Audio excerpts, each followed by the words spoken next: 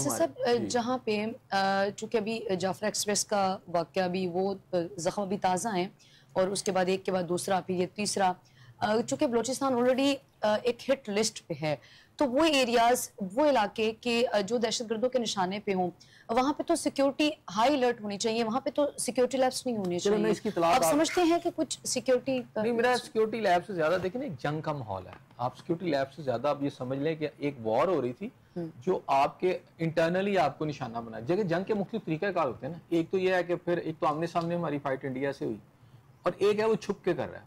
اس کو کہتے ہیں جو پاکستان کے اندر لڑی جا رہی ہے وہ ایک جنگ ہے. اور جنگ کے اندر سیکیورٹی لیب سے زیادہ ایک ٹیکٹکس ہوتے ہیں جو دشمن بھی یوز کرتا ہے اور آپ بھی اس کو مارنے کی کوشش کرتے ہیں. اچھا، اب اس وقت صورتحال یہ ہے کہ یہ جو واقعات ہوئے ہیں اب اس کے نتیجے میں جو آپ نے مجھے ذکر کیا کہ جناب یہاں پر جو ہے ٹرین کا ایک جو جعفر ایکسپریس والا واقعہ ہے، اگر آپ تھوڑا سا اسٹڈی کریں گے یا ڈیٹا دیکھیں گے یا اس وقت انفارمیشن یہ ہے کہ ان واقعات کے اندر جو دہشت گردی کے پاکستان کے اندر پے در پے ہوئے پچھلے دنوں میں، ان میں جو خوارج جو ہیں ان کو مارا گیا، ہلاک کیا، جنم حاصل کیا گیا، اس میں بہت بڑی تعداد ان لوگوں کی بھی ہے جو ان واقعات میں شامل تھے، پکڑے گئے یا سیکیورٹی فورسز نے ان کا پتہ چل گیا کہ جی وہ انرتھ کیا کہ جناب وہ کدھر بیٹھے ہوئے ہیں. تو جو آپریشنز ہوئے اس میں بہت سارے لوگ ان کو بھی جہنم حاصل کر دیا گیا، ان کو بھی ٹھکانے لگایا جا چکا ہے. اب یہ نہیں ہے کہ وہ کرتے جا رہے ہیں، ان کو کوئی روک نہیں رہا. ذرا لسٹ نکالے نا 100 جو ان کے بھی جو ظاہر بات ہے پاکستان میں گھستے ہیں اور ایک وہ جتھے کی صورت میں آتے ہیں 50 60 100 70 تاکہ اندر آگے پاکستان کے اندر وہ ہٹ کریں. اچھا، جب وہ ہٹ کر کے چلے جاتے ہیں کامیابی سے اس کے بعد دوبارہ پھر آتے ہیں. تو ہوا یہ ہے کہ ان میں بہت سارے لوگ تھے جو پہلے واقعات میں ملوث تھے. جب دوسری دفعہ انٹر ہونے کی انہوں نے کوشش کی یا سیکیورٹی فورسز کو پتہ چلا کہ یہاں ان کے ہائیڈ آؤٹس ہیں تو وہاں جو آپریشنز ہوئے ان میں وہ مارے بھی گئے ہیں. ان کی ایک بڑی تعداد اس وقت اس میں ہلاک بھی ہوئی ہے. اب یہ نہیں آپ کہہ سکتے کہ ہماری سیکیورٹی فورسز کچھ کر نہیں رہی. ہماری سیکیورٹی فورسز اس کا بھرپور جواب دے رہی ہیں اور بہت سارے لوگوں کو جو اس وقت پینیٹریٹ کر رہے ہیں. پچھلے دنوں میں آپ کو یاد ہوگا کہ تقریباً 70 سے اوپر 100 کے قریب لوگ تھے جو پاکستان کے اندر اس وقت جب پاک بھارت جنگ کی کیفیت بنی ہوئی تھی تو انہوں نے افغانستان کی بارڈر کی طرف سے انٹر ہونے کی کوشش کی، جس پر ان کو پھر ایک انکاؤنٹر ہوا. یہاں سمجھ لیں کہ آپ ایک آپس میں جو فائرنگ کا تبادلہ ہوا اس میں ایک بہت بڑی تعداد میں خوارج جو تھے وہ جو ہیں انہیں دوسری دنیا پہنچا دیا گیا. تو کوشش کی جا رہی ہے پاکستانی فورسز کی طرف سے کہ جناب کم سے کم جو ہے پاکستان کا نقصان ہو، لیکن پھر بھی ظاہر بات ہے جنگ ہے اور اگر بارڈر پہ جنگ ہے تو انہوں نے اٹیکس کیے انڈیا نے. پاکستان کے بھی کچھ جگہوں پر آپ نے دیکھا کہ انہوں نے اٹیکس کیے. نور خان ایئر بیس ہے، اچھا ایک بہت بڑا بارڈر ہے. اور پھر اس کے علاوہ آپ نے دیکھا کہ ان کے لاہور میں ڈرون تھے، ان کے کراچی، سارے ملک میں ان کے ڈرون آئے. ہم نے گرا دیے، سارے ناکام کر دیا ان کو، لیکن ان کے ڈرون آئے نا. حالانکہ ادھر تو آپ کی بڑی سیکیورٹی فورسز تھی. تو ہم سے زیادہ تو جو آپ فورسز دیکھیں انڈیا نے اپنی طرف لگائی تھی. 100 سے کے لگ بھگ ان کے جہاز فضا میں تھے، سب کچھ تھا. لیکن جب پاکستان اٹیک کرنے گیا تو پھر گھس گیا نا انڈیا کے، دلی تک پہنچ گئے تھے ہم. ٹھیک ہے، سب کچھ کیا. تو جنگ جب ہوتی ہے اسی طرح آپ لیفٹ پہ آ جائیں ویسٹرن بارڈر کے اندر تو وہاں آپ یہ سمجھیں یہ ٹیکٹس ہیں. کبھی وہ آ کے آپ کے اندر اٹیک کریں، کبھی آپ ان کو ماریں. جیسے آپ مشرق کی طرف آپ یہ کر رہے ہیں اسی طرح ادھر بھی ہو رہی ہے. تھوڑا سا اس کو لڑنے کے انداز کا فرق ہے، لیکن ہوتا یہ ہے کہ وہ بھی اٹیمپٹس کر رہے ہیں، ہم بھی ان کو مار رہے ہیں. اسی طرح ہم نے ایسٹرن بارڈر پہ بھی یہ چیز. آپ سمجھتے ہیں کہ جو اندرونی جنگ ہے وہ زیادہ خطرناک ہے؟ چونکہ دشمن اگر ہمارے ساتھ فرنٹ لائن پہ آ رہا ہے تو اس کا تو ہمیں بھی سمجھ آ رہی ہے اور ہم اس کا جواب بھی دینے ہیں، لیکن یہ جو اندرونی طریقے سے جنگ کر رہا ہے اس کی روک تھام زیادہ مشکل ہے، دہشت گردوں کو پکڑنا زیادہ مشکل ہے، ٹھکانے لگانا مشکل ہے، کیا ہے؟ دیکھیں مشکل جو ہے وہ سارے کام ہوتے ہیں، لیکن جب آپ کی نیت ہو، آپ کا عزم ہو تو کوئی چیز مشکل بھی نہیں ہوتی.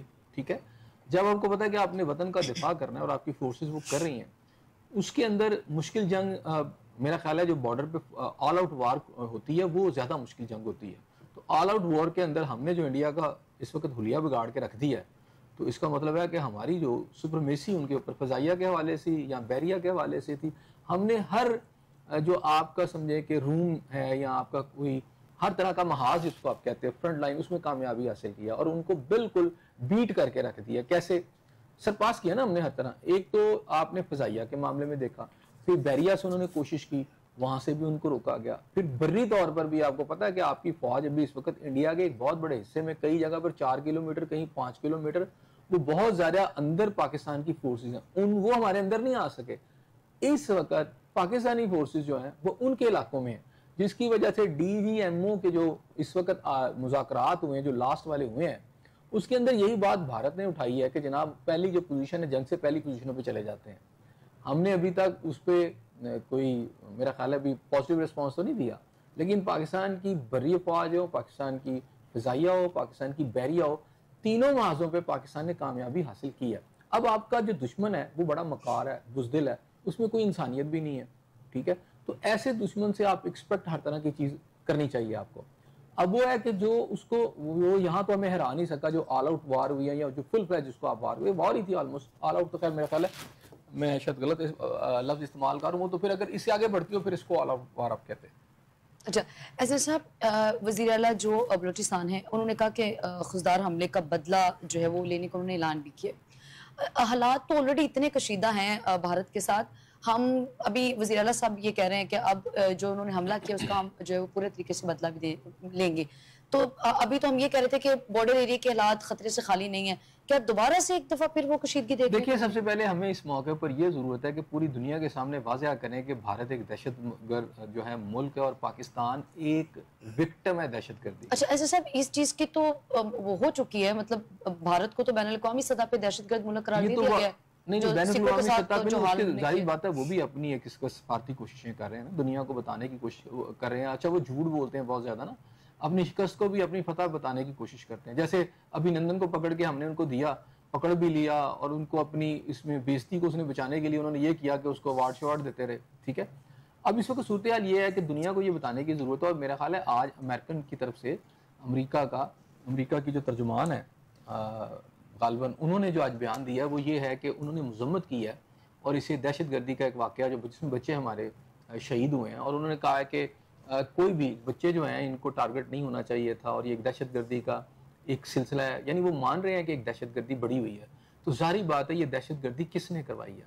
हमारी तरफ से ISPR की तरफ से या हुकूमत पाकिस्तान की तरफ से ये बयान आ चुका है कि ये भारत ने कराई है। अब ज़रूरत किस अमर की है कि पाकिस्तान एक दहशतगर्दी का विक्टिम है, दुनिया को बताना चाहिए। और इस वाक़े के अंदर जिस तरह भी दहशतगर्दी की गई, जो आपके पास सबूत है, वो सबूत जो है जो भी आपके पास इस वक्त अवेलेबल है, अनडिनाइबल जो अगर सबूत आपको मिलते हैं तो वो दुनिया के सामने रखें, ठीक है। आपकी सफारती सतह पे बताया जाए कि ये कितने नीचे यानी अंदर से भी गिरे हुए हैं और बाहर से भी गिरे हुए ये कौम है जिसको आप मोदी सरकार कहते हैं, और इसके साथ जितने भी लोग हैं कि ये पाकिस्तान के अंदर बच्चों को और औरतों को भी टारगेट कर रहे हैं।